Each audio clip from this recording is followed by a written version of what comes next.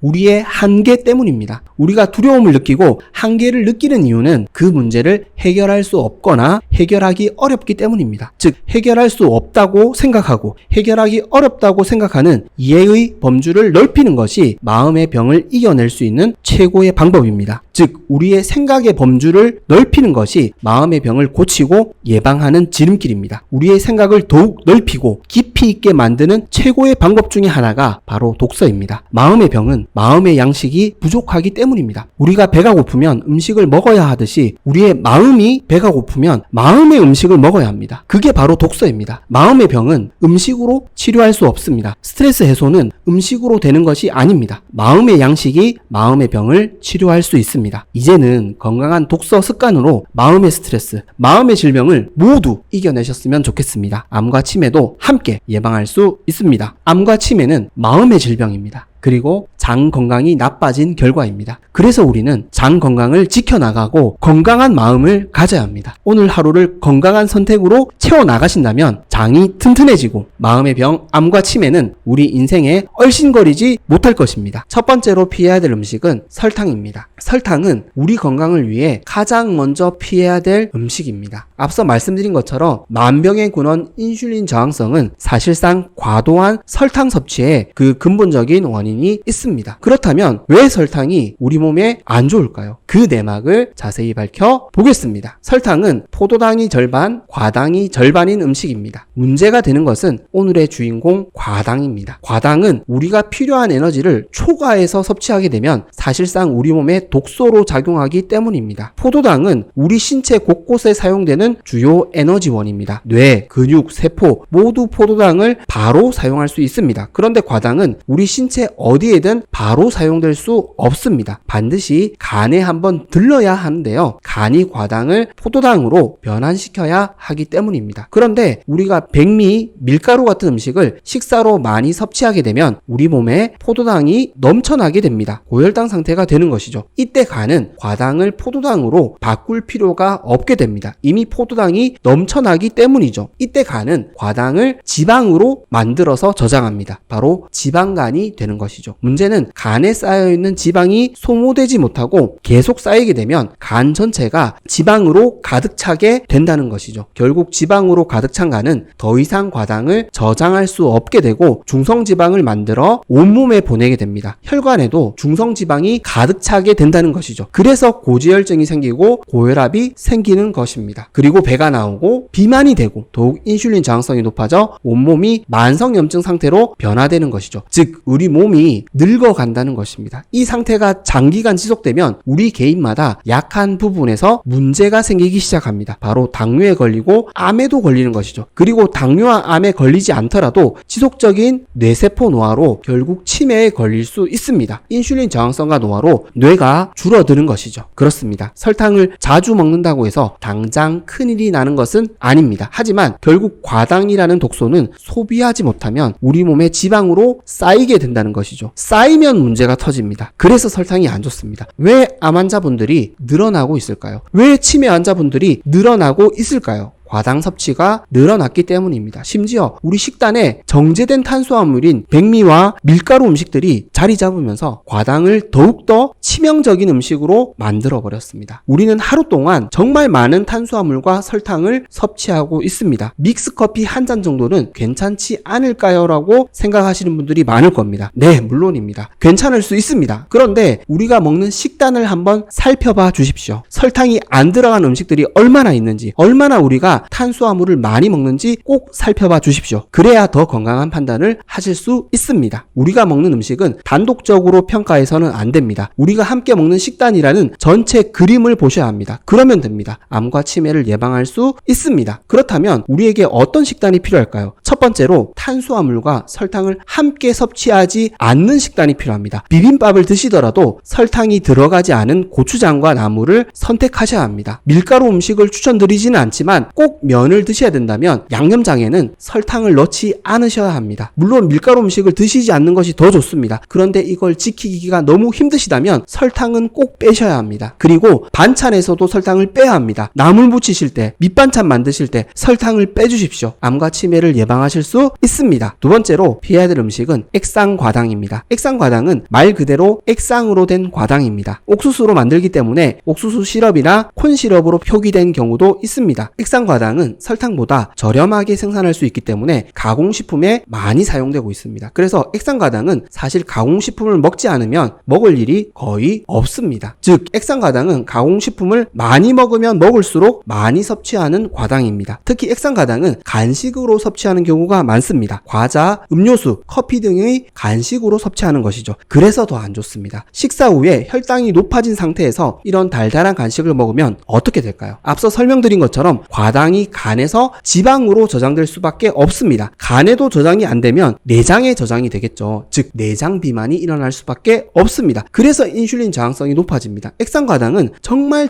가끔씩 즐기셔야 될 기호식품입니다. 습관처럼 드시는 것은 절대 안 됩니다. 이 노력을 통해 암과 치매를 예방할 수 있습니다. 그렇다면 우리에겐 어떤 식단이 필요할까요? 두 번째로 간식을 섭취하지 않는 식단이 필요합니다. 간식은 앞으로 독이라고 생각하셔야 합니다. 간식을 먹는 습관을 유지하게 되면 분명 달달한 음식을 찾게 될 수밖에 없기 때문입니다. 그리고 달지 않은 간식도 드시지 않는 것이 좋습니다. 그냥 간식이라는 습관을 끊어버리시는 것이 제일 좋습니다. 식사로 높아진 혈당이 천천히 낮아지고 있는데 간식으로 다시 혈당을 높이게 되면 인슐린이 계속 분비될 수밖에 없고 결국 인슐린 저항성이 높아질 수밖에 없기 때문입니다. 그래서 간식이 안 좋습니다. 간식만 끊었는데 살이 빠졌다는 얘기를 정말 많이 들어보셨을 겁니다. 왜 살이 빠졌을까요? 간식으로 과당도 먹지 않았고 고혈당 상태가 유지되지 않았기 때문입니다. 간식을 먹지 않으면 암과 치매를 적극적으로 예방하실 수 있습니다. 세 번째로 피해야 될 음식은 가공식품입니다. 특히 탄수화물과 설탕이 함께 들어간 가공식품은 더더욱 피하셔야 합니다. 앞서 말씀드린 것처럼 포도당이 넘쳐나는 상태에서 과당 섭취는 간과 장기에 지방이 쌓이게 만들 수 있기 때문입니다. 그리고 가공식품은 기본적으로 맛이 좋아야 하기 때문에 설탕과 식품 첨가물을 많이 사용해야 하는 숙명적인 운명을 가지고 있습니다. 맛이 없으면 아무도 사 먹지 않기 때문입니다. 그래서 우리가 먹는 가공식품이 더 자극적이고 달아지는 이유입니다. 물론 가공식품이 우리에게 가져다주는 경제적 이익과 행복감은 무시할 수 없습니다. 가공식품이 존재하는 이유이기도 하죠. 하지만 그렇다고 가공식품에만 계속 의존하게 되면 정제된 탄수화물과 많은 설탕 섭취라는 식습관을 지속적으로 유지할 수밖에 없게 됩니다. 즉 심리적으로 가공식품에 의존하게 됩니다. 이게 더 큰 문제입니다. 건강한 음식은 찾지 않고 지속적으로 자극적인 음식만 찾으니 우리 건강이 당연히 안 좋아지는 것이죠. 가공식품이 주식이 되어서는 안 됩니다. 정말 가끔씩 먹는 행사 음식이 되어야 합니다. 그래야 암과 치매를 예방할 수 있습니다. 그렇다면 우리에겐 어떤 식단이 필요할까요? 세 번째로 자연 그대로의 음식을 많이 먹는 식단이 필요합니다. 가공된 음식이 아니라 자연에서 생산되는 그대로의 상태를 많이 먹는 식단이 필요합니다. 대표적으로 채소를 많이 먹는 현미채식과 저탄고지 식단이 있습니다. 채소는 항상 옳다라는 말이 있습니다. 채소가 건강에 유익하다는 것을 모르는 사람은 없습니다. 문제는 실제 행동입니다. 아는 것과 실천하는 것은 엄연히 큰 차이가 있습니다. 건강에 좋은 채소를 왜 많이 안 먹을까요? 탄수화물과 설탕보다 맛이 없기 때문입니다. 이게 근본적인 이유입니다. 즉 우리가 먹는 식사는 항상 맛있어야 된다는 고정관념을 가지고 있기 때문에 이 틀을 깨는 것이 너무 쉽지 않습니다. 즉 식사는 우리가 생존하기 위해 먹는 것이 아니라 즐거움과 행복이라는 가치가 더 중요해졌습니다. 그래서 채소 위주로 먹는 식단으로 바꾸는 것이 너무 어렵습니다. 보통 건강에 심각한 위협을 느끼거나 실제 중병에 걸렸을 때에 그제서야 식단을 바꾸시는 경우가 많습니다. 맛보다 건강을 위해 먹는 식단이 유익함을 깨달았기 때문이죠. 이제는 식사로 행복을 찾지 않으셨으면 좋겠습니다. 식사로 하는 즐거움보다 더 큰 기쁨과 행복이 있습니다. 명예와 가치가 있습니다. 참 기쁨과 행복을 많이 만드셨으면 좋겠습니다. 그 시작은 자연 그대로의 식단입니다. 암과 치매를 예방할 수 있습니다. 네 번째로 피해야 될 음식은 과식과 폭식입니다. 과식과 폭식은 식습관인 경우도 많지만 음식의 한 종류에도 있습니다. 바로 무한리필, 뷔페 같은 외식 식사가 있죠. 그래서 음식이라고 부를 수 있습니다. 이런 음식은 당연히 우리가 행사 때 가끔 먹을 수 있습니다. 즐겁게 즐기는 것이 당연합니다. 그러나 이걸 습관처럼 계속 즐기는 것은 무언가 문제가 있다는 것이죠. 이걸 말씀드리고 싶었습니다. 습관처럼 무한리필, 뷔페 외식을 즐기고 계시다면 인슐린 저항성은 계속해서 나빠질 수밖에 없습니다. 우리 몸은 하루에 필요한 에너지보다 많이 먹으면 먹을수록 노화될 수밖에 없습니다. 많이 먹고 빼면 되지라고 생각하실 수도 있습니다. 나무에 있는 못자국이 지워지지 않듯이 우리 몸에도 자국이 남아 있습니다. 인슐린 저항성으로 줄어든 뇌 부피는 다시 커지기 어렵습니다. 인슐린 저항성으로 죽은 뇌세포는 다시 살아나기 어렵습니다. 그래서 과식과 폭식이 우리 건강에 너무 안 좋습니다. 그 어떤 음식도 과하면 좋지 않습니다. 이걸 꼭 기억해 주셨으면 좋겠습니다. 암과 치매를 예방할 수 있습니다. 그렇다면 우리에겐 어떤 식단이 필요할까요? 네 번째로 우리 몸을 회복할 수 있는 시간이라는 식단이 필요합니다. 즉 단식 시간이 필요합니다. 물론 건강하신 분들에게 단식은 필요 없을 수 있습니다. 하지만 건강이 좋지 않은 분들에게는 단식이라는 시간이 너무나 필요할 수 있습니다. 우리 몸은 단식하게 되면 호르몬 시스템이 개선됩니다. 이게 너무 좋습니다. 단식을 통해 호르몬 저항성이 줄어들고 개선이 된다는 것이죠. 우리 몸에는 정말 다양한 호르몬들이 존재합니다. 인슐린, 멜라토닌, 코르티솔, 성장 호르몬 등의 정말 다양한 호르몬들이 존재합니다. 이 호르몬 시스템으로 우리 몸이 운영되는 것이죠. 호르몬 저항성으로 우리 몸에 부하가 걸리면 이 시스템이 정상 운영이 아니라 비상 운영을 하게 됩니다. 그런데 이 기간이 지속되면 비상 운영이 정상 운영으로 되어버린 것이죠. 이 마비된 호르몬 시스템을 정상으로 돌려주는 시간이 바로 단식 시간입니다. 말 그대로 기적의 시간인 것이죠. 그래서 필요한 것이 바로 간헐적 단식이라는 시간이 필요합니다.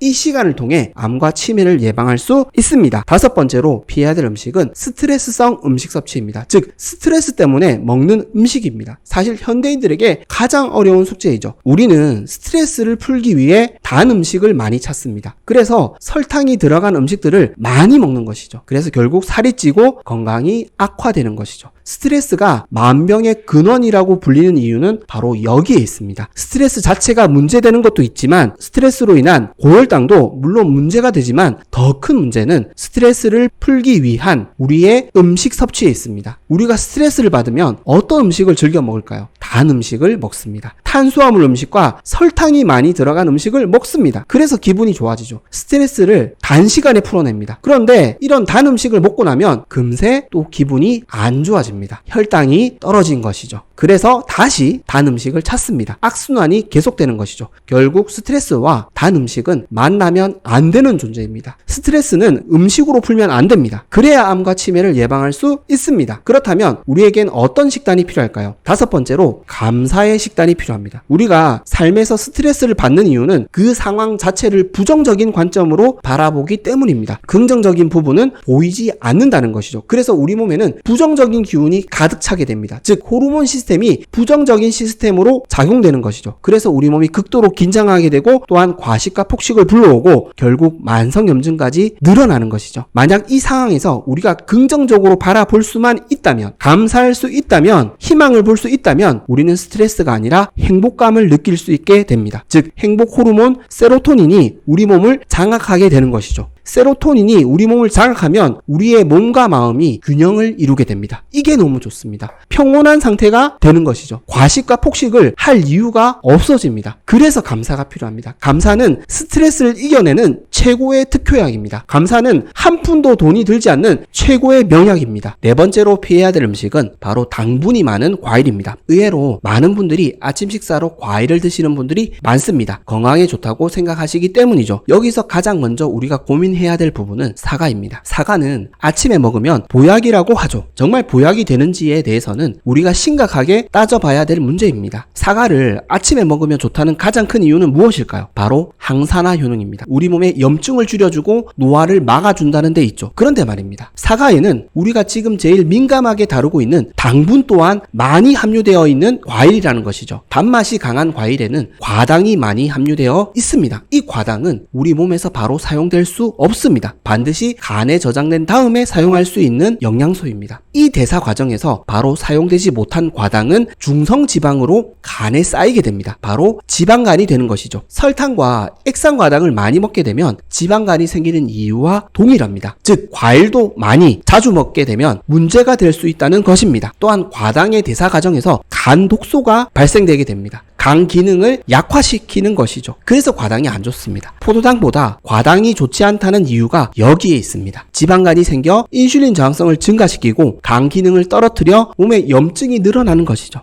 과일에는 좋은 성분도 많이 들어있지만 달달한 과일은 과당도 많이 들어있기 때문에 안 좋다는 것이죠. 이런 달달한 과일을 아침에 지속적으로 많이 먹는다면 인슐린 저항성이 높아질 수밖에 없습니다. 그래서 아침에 당분이 많은 과일을 피하셔야 되는 이유입니다. 아침은 우리 몸이 깨어나는 시간입니다. 회복이 마무리되는 시간입니다. 이 시간에 과당이라는 독소를 많이 섭취하지 않는 것이 치매를 예방하는 지름길입니다. 설탕은 절반이 포도당이고 절반이 과당입니다. 설탕이 탄수화물 음식 중에서 가장 최악이라고 이야기하는 이유는 과당에 있다는 것을 꼭 기억해 주셨으면 좋겠습니다. 진실을 알려드립니다. 혈관이 파괴되고 신장이 죽는 이유는 이것 때문입니다. 많은 분들이 혈관병의 주된 원인이 고지방 섭취와 고나트륨 섭취로 인해 혈관에 상처가 나고 염증이 많이 생기기 때문이라고 알고 있습니다. 과연 그럴까요? 혈관병을 일으키는 첫 번째 원인은 과도한 탄수화물 섭취에 있습니다. 즉 주식을 탄수화물로 하고 있는 우리의 식습관에 있습니다. 아니, 예전부터 우리의 주식은 쌀이고 서양은 밀이었는데 이게 말이 되는가라고 생각하실 수 있습니다. 말이 됩니다. 그때는 식량이 부족했습니다. 즉 우리 몸에 포도당이 넘쳐나는 경우가 드물었습니다. 그런데 지금은 어떻습니까? 부족하지 않습니다. 넘쳐납니다. 음식이 너무나 풍족한 시대입니다. 그래서 생긴 질환이 바로 혈관병이고 당뇨입니다. 당뇨라는 질병은 흔한 질병이 아니었습니다. 찾아보기 어려운 질병이었습니다. 그런데 지금은 어떻습니까? 제가 지속적으로 강조드렸듯이 전 국민 절반이 당뇨 관련 질환을 앓고 있습니다. 고지혈증, 고혈압, 신장병, 지방간 모두가 혈관병이자 당뇨 관련 질환입니다. 그렇다면 이 상황의 범인은 누구일까요? 당연히 그 범인은 우리의 주식입니다. 우리가 가장 많이 먹는 음식이 범인입니다. 바로 밥, 빵, 면입니다. 네, 탄수화물입니다. 탄수화물이 혈관을 망치는 진짜 범인입니다. 그렇다면 옛날에는 왜 문제가 없었을까요? 왜 어떤 분들은 건강에 이상이 없으실까요? 다 소비했기 때문입니다. 우리 몸속 포도당 에너지를 남김없이 소비했기 때문입니다. 즉 우리 몸에 포도당이 쌓이지 않는 생활 환경을 가지고 있다면 탄수화물이 주식이라도 크게 문제가 없을 수 있습니다. 그러나 지금은 그렇지 않습니다. 우리가 먹는 포도당 에너지를 다 소비할 수 없습니다. 또한 먹기 위해 일을 더 많이 하고 운동을 더 많이 할 수는 없지 않습니까? 다시 한번 잘 생각해 보십시오. 운동으로 쌀을 빼기가 얼마나 힘이 드는지 잘 생각해 보십시오. 즉 이만큼 우리는 너무나 많은 포도당 에너지를 섭취하고 있다는 것입니다. 그렇다면 왜 과도한 탄수화물 섭취가 우리 혈관을 망치는 것일까요? 포도당이 우리 세포로 흡수되지 않고 혈관 속에서 과도하게 머무르게 되면 혈관을 보호하는 다당 외피를 손상시키기 때문입니다. 혈관 보호막이 파괴되는 것이죠. 즉 혈관 보호막을 파괴하는 것이 바로 과도한 탄수화물 섭취입니다. 혈관을 망치는 첫 시작이 여기서부터 시작된다는 것이죠. 콜레스테롤은 아직 논할 단계가 아닙니다. 그리고 과도한 탄수화물 섭취의 가장 큰 해악은 인슐린 저항성 증가입니다. 만병의 근원을 만드는 것이죠. 그래서 우리는 탄수화물을 주식으로 하는 식습관을 바꿔야 합니다. 그래야 우리 혈관을 지키고 건강도 함께 지킬 수 있습니다. 혈관병을 일으키는 두 번째 원인은 인슐린 저항성과 만성염증에 있습니다. 인슐린 저항성 증후군, 즉 대사증후군이 만병의 근원이라고 불리는 가장 큰 이유 중에 하나는 혈관을 망치는 데 있습니다. 대사증후군의 첫 번째 종착역이 당뇨라는 것은 다 알고 계실 겁니다. 당뇨 환자가 당뇨라는 상태 자체적으로 힘든 것보다는 합병증으로 고생을 한다는 이야기를 많이 들어보셨을 텐데요. 그 대표적인 합병증이 당뇨 망막병증과 신장병입니다. 눈 혈관과 신장 혈관이 망가져서 실명하고 신장 투석을 받게 된다는 것이죠. 즉 당뇨는 혈관을 가장 빠르게 망가뜨리는 상태입니다. 즉 인슐린 저항성과 만성염증이라는 당뇨의 대표적인 상태가 가장 빠르게 혈관 건강을 망치는 상태라는 것이죠. 사실 혈관에 안 좋은 음식을 먹고 안 먹고가 당장 중요하지 않습니다. 이미 우리가 인슐린 저항성과 만성염증을 가지고 있다면 우리 혈관이 급속도로 파괴되고 노화되고 있다는 것이 훨씬 위험한 문제입니다. 고혈압과 고지혈증 같은 혈관병은 인슐린 저항성의 원인이 아닙니다. 결과입니다. 그렇다면 인슐린 저항성과 만성염증은 어떻게 우리 혈관을 망치게 되는 것일까요? 인슐린 저항성이 높아지면 우리 혈관 속에 포도당이 머무르는 시간이 늘어나게 됩니다. 즉 우리 혈관 보호막이 파괴되는 시간이 늘어나게 됩니다. 또한 인슐린 저항성으로 인한 만성염증은 당연히 혈관에도 많은 염증을 야기할 수 있습니다. 즉 혈관에 상처를 내고 혈관이 좁아지게 만들 수 있습니다. 문제는 이러한 상태가 지속된다는 것이죠. 우리 혈관이 매일매일 늙어가고 있다는 것입니다. 그래서 인슐린 저항성과 만성염증은 방치하면 안 됩니다. 좀 더 정확하게 말씀드리자면 비만이시라면 살을 빼야 되고 내장 지방을 빼야 합니다. 당뇨를 극복하셔야 합니다. 당뇨는 절대 방치하시면 안 됩니다. 당뇨를 불치병으로 생각하시는 분들이 너무 많으신데요. 그렇지 않습니다.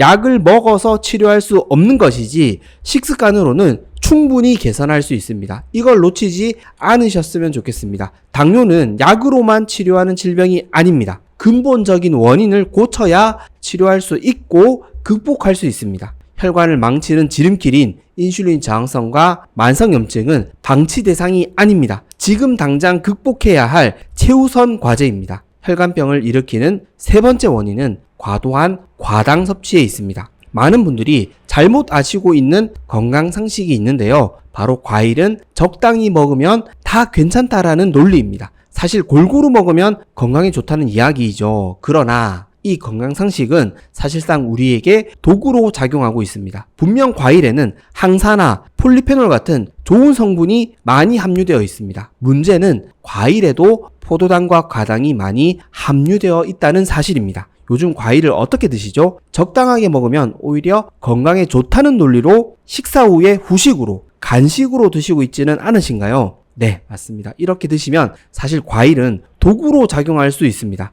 혈당을 높이고 과도한 과당 섭취로 지방간을 만들어서 인슐린 저항성을 높일 수 있기 때문입니다. 즉, 과일은 식사로 대신해서 드셔야 하는 음식입니다. 후식이나 간식이 아닙니다. 그러나 앞서 말씀드린 적당히 먹으면 괜찮다는 건강 상식이 우리 마음속에 자리 잡고 있는 한 이러한 행동은 계속될 수밖에 없습니다. 이러한 문제는 일부분일 뿐입니다. 우리는 엄청나게 많은 과당을 섭취하고 있습니다. 네, 바로 설탕입니다. 우리 식단에 깊숙이 들어온 설탕 사용 문제는 심각한 수준을 넘어서고 있습니다. 과도한 설탕 사용, 즉 과당 섭취가 이렇게까지 우리 몸에 안 좋은 영향을 미칠 수 있는지 아시는 분들이 얼마나 되실까요? 모르시는 분들이 대다수라는 사실입니다. 아니, 알고 계셔도 대수롭지 않게 생각하시는 분들이 너무 많다는 것이죠. 설탕은 독입니다. 술이 간에 독소로 작용하듯 과당도 간에 독소로 작용합니다. 대사 과정에서 엄청난 그을음을 만들어내고 부담을 주는 음식입니다. 그렇다면 과당은 왜 혈관 건강에 치명적인 음식일까요? 앞서 말씀드린 인슐린 저항성을 가장 빠르게 만들 수 있는 음식이기 때문입니다. 즉, 혈관을 가장 빠르게 파괴하고 노화시킬 수 있는 음식입니다.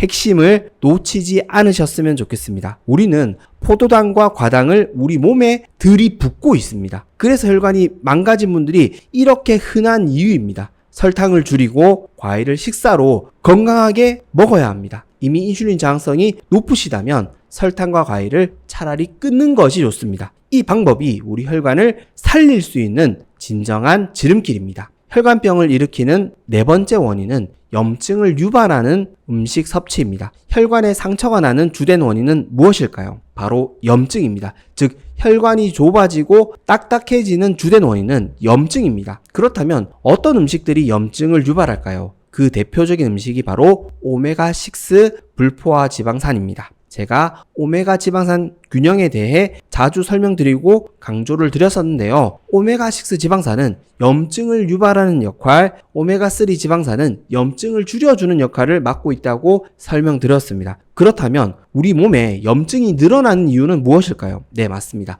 오메가6 지방산을 너무 많이 먹어서입니다. 오메가3를 적게 먹어서라기보다는 과도한 오메가6 성분 위주의 기름 섭취에 그 원인이 있습니다. 가정에서 조리에 사용하시는 기름을 잘 한번 살펴보십시오. 외식할 때 사용하는 기름들을 잘 살펴보십시오. 그리고 가공식품에 사용되는 기름들을 잘 살펴보십시오. 우리는 오메가6 기름을 너무 많이 먹고 있습니다. 한마디로 우리 몸은 염증 범벅 상태에 있을 수 있습니다. 이뿐만 아니라 앞선 요인들까지 함께 겹쳐서 생활하고 있다면 어떻게 될까요? 혈관이 망가질 수밖에 없습니다. 그래서 우리는 오메가6 지방산 섭취를 줄이고 오메가3 지방산 섭취를 늘려야 합니다. 오메가6 지방산은 특히 자연 음식에 포함된 경우보다는 가공된 음식을 줄이시는 것이 좋습니다. 특히 요리 기름으로 사용하는 식용유들은 최소한으로 사용하는 것이 좋습니다. 혈관병을 일으키는 5번째 원인은 혈관 독소입니다. 혈관에 상처를 내고 염증을 일으키는 독소들이 있습니다. 대표적으로 호모시스테인과 당독소가 있습니다. 먼저 호모시스테인부터 설명드리겠습니다. 호모시스테인은 우리 몸의 대사 과정에서 생기는 아미노산 성분입니다. 그런데 이 호모시스테인 수치가 정상보다 너무 높게 되면 혈관에 치명적인 영향을 초래할 수 있는데요. 바로 혈관에 심각한 손상을 유발할 수 있다는 것입니다. 호모시스테인 수치가 높으면 동맥경화를 일으킬 수 있고 심지어 치매까지 유발할 수 있는 치명적인 독소로 작용할 수 있습니다. 그렇다면 호모시스테인 수치는 왜 높아지는 것일까요? 대표적으로 비타민 B6, 9, 12 결핍이 있습니다. 즉 고기, 생선, 계란을 먹지 않으면 혈관이 망가질 수 있다는 것입니다. 더 자세한 이야기는 혈관을 지키는 방법에 대해 소개해 드릴 때 설명드리고, 두 번째 혈관 독소인 당독소를 알아보도록 하겠습니다. 당독소는 최종 당화 산물 AGE를 줄여서 표현한 말입니다. 당독소는 혈액 내 사용되지 못한 포도당이 단백질과 결합되어 생기는 물질인데요. 이 당독소는 피부를 공격하고 혈관을 공격하는 물질로 알려져 있습니다. 한마디로 당독소는 피부와 혈관을 노화시키는 물질입니다. 그렇다면 당독소는 어떻게 많이 만들어지는 것일까요? 고탄수화물 식사일 때와 고온조리로 음식을 조리할 때 많이 생길 수 있습니다. 이 중 가장 많은 부분을 차지하는 것은 고탄수화물 식사입니다. 즉 조리 방법보다는 탄수화물 위주의 식단을 구성할 때 가장 많이 만들어질 수 있다는 것입니다. 그렇습니다. 결국 우리 혈관을 가장 많이 망치고 있는 주범은 탄수화물입니다. 직간접적으로 탄수화물 위주의 식단은 우리 혈관 건강을 심각하게 위협하고 있습니다. 누가 진짜 범인인지 이제는 인지하셔야 합니다. 자, 이제 콜레스테롤을 이야기할 차례가 왔습니다. 콜레스테롤이 우리 혈관을 망친 주범입니까? 콜레스테롤은 본래 우리 몸에서 우리 스스로가 만들어내는 물질입니다. 우리가 외부에서 섭취하는 콜레스테롤은 10% 미만입니다. 나머지는 다 배출되게 되어 있습니다. 그렇다면 우리 몸에서 만들어진다는 것인데 어떻게 문제를 일으킨다는 것일까요? 바로 LDL의 당화입니다. 콜레스테롤이 당화되면 문제를 일으킵니다. 자, 그러면 누가 범인입니까? 우리 몸에서 만들어낸 콜레스테롤이 문제입니까? 아니면 당화를 일으키는 원인이 문제입니까? 콜레스테롤의 누명은 이제 점점 벗겨지고 있습니다. 이미 많은 분들이 이 사실을 깨닫고 인지하고 있습니다. 누군가의 잘못이라고 지적하고 싶지는 않습니다. 우리가 진실이라고 믿었던 것이 바뀔 때도 있습니다. 이 경우가 바로 그런 경우입니다. 누가 옳은지 모르시겠다고요? 탄수화물을 적게 먹어보시면 알게 됩니다. 진실을 직시하게 됩니다. 내 몸이 증거가 되기 때문입니다. 자, 이제 혈관 건강을 망치는 진짜 범인이 누구인지 알았으니 우리 혈관을 살리는 방법도 아셔야 되지 않겠습니까? 우리 혈관을 살리는 5가지 방법에 대해 알아보도록 하겠습니다. 혈관을 튼튼하게 만드는 첫 번째 방법은 우리의 주식을 양질의 단백질과 지방으로 바꾸는 것입니다. 제가 앞서 말씀드렸듯이 식사로 섭취하는 모든 포도당을 우리 몸에 축적하지 않고 바로 소비할 수 있는 생활 환경을 가지고 있으시다면 주식을 굳이 바꿀 필요가 없다고 생각하실 수 있는데요. 우리가 고민해 보는 관점은 현상 유지가 아닙니다. 좀 더 건강한 삶을 목적으로 한다는 것이죠. 즉, 탄수화물이 아닌 양질의 지방과 단백질을 주식으로 삼게 되면 훨씬 젊고 건강한 삶을 만들 수 있습니다. 즉, 암과 치매를 더욱 적극적으로 예방할 수 있고 활기찬 삶을 만들 수 있다는 것이죠. 맛있는 음식을 먹기 위해 고단한 삶을 사시겠습니까? 아니면 먹는 즐거움보다 더 가치 있는 삶을 선택하시겠습니까? 물론 이 경우는 건강하신 경우에만 해당하는 문제입니다. 지금 당장 내장 비만과 인슐린 저항성 같은 대사증후군 문제로 걱정하고 계시는 분들에게는 당연히 주식을 바꾸는 것을 추천드립니다. 고기, 생선, 계란을 주식으로 드십시오. 건강한 고기, 건강한 생선, 건강한 계란을 경제적 여건에 맞게 최대한 많이 드시면 됩니다. 채소도 당연히 챙겨 먹어야 합니다. 핵심은 채소가 아니라 고기, 생선, 계란이 주식이 되어야 한다는 것입니다. 우리의 주식이 바뀌면 혈관이 살아납니다. 저는 이 변화로 고혈압약을 끊었습니다. 전 당뇨를 극복했습니다. 얼굴색이 살아났습니다. 고된 운동도 하지 않았습니다. 저는 이 진실을 숨길 수 없었습니다. 혈관을 튼튼하게 만드는 두 번째 방법은 내장 지방, 즉 살을 빼라입니다. 혈관이 튼튼해지는 가장 간단한 방법은 내장 지방, 군살, 뱃살, 비만해진 몸을 건강하게 바꾸는 것입니다. 뚱뚱한 상태에서 혈관이 살아날 수 있는 그 어떤 방법도 없습니다. 약이 치료해 준다고요? 절대 그럴 일이 없을 것입니다. 약은 점점 더 강해지지만 혈관은 죽어갈 것입니다. 약이 증상을 완화해 주는 것이지 치료해 주는 것이 아닙니다. 즉 근본적인 문제를 해결하지 않으면 혈관을 튼튼하게 만들 수 없습니다. 아무리 오메가3를 많이 챙겨 드시더라도 탄수화물을 많이 먹어서 몸이 비대해져 있다면 혈관이 튼튼해질 수 없다는 것입니다. 이것만 먹으면 혈관이 살아난다는 건강 메시지를 전해주시는 분들이 많으시죠. 그분들이 말씀하시는 전제 조건은 살을 빼라입니다. 살을 빼면서 먹는 좋은 음식들이 효과를 발휘할 수 있는 것이지 살이 그대로 있는데 혈관이 살아날 수 있을까요? 절대 그럴 수 없습니다. 물론 도움이 안 된다고 말씀드리는 것은 아닙니다. 본질을 찾아야 한다고 말씀드리고 싶은 것입니다. 배에 있는 살을 빼주십시오. 혈관을 살리는 비결입니다. 살이 빠지면 인슐린 저항성이 개선됩니다. 염증이 줄어듭니다. 혈관에 돌아다니는 중성지방과 포도당도 줄어듭니다. 혈관을 튼튼하게 만드는 세 번째 방법은 조리용 기름 바꾸기입니다. 우리가 외식으로 먹는 기름은 바꾸기 어렵겠지만 집에서 만드는 음식만큼은 충분히 바꿀 수 있습니다. 앞서 말씀드린 것처럼 오메가6 성분 위주의 기름을 과도하게 섭취하는 것은 우리 혈관 건강에 심각한 문제입니다. 그래서 우리가 사용하는 기름을 바꿔야 합니다. 제가 지속적으로 추천드린 코코넛 오일, 기버터, 라드 같은 고체 기름을 사용하셔야 합니다. 아직도 포화지방은 우리 건강에 좋지 않다라고 생각이 드신다면 저는 이렇게 말씀드리고 싶습니다.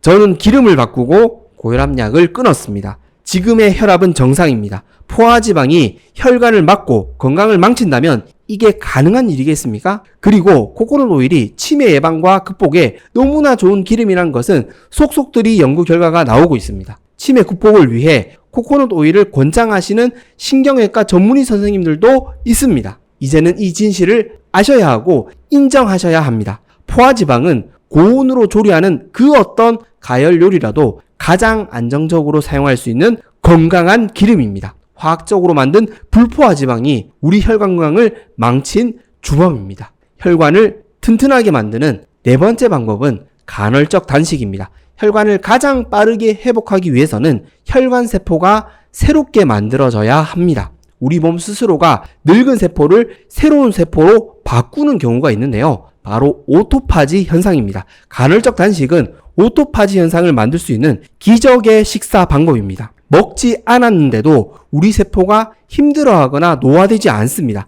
오히려 젊어집니다. 우리 세포는 에너지가 부족하면 그 에너지를 충당하기 위해 세포의 손상된 부위나 오래된 세포를 자가로 포식하여 새로운 세포로 리모델링 할 수 있습니다. 이걸 노리는 것입니다. 돈 한 푼도 들이지 않고 혈관을 살리는 가장 기적적인 방법입니다. 앞서 말씀드린 혈관 건강의 적, 인슐린 저항성, 만성염증, 비만 모든 것을 함께 해결할 수 있는 최고의 식사입니다. 간헐적 단식에 대해서는 지난 영상에서 자세히 소개해 드렸기 때문에 해당 영상을 참조해 주시면 되겠습니다.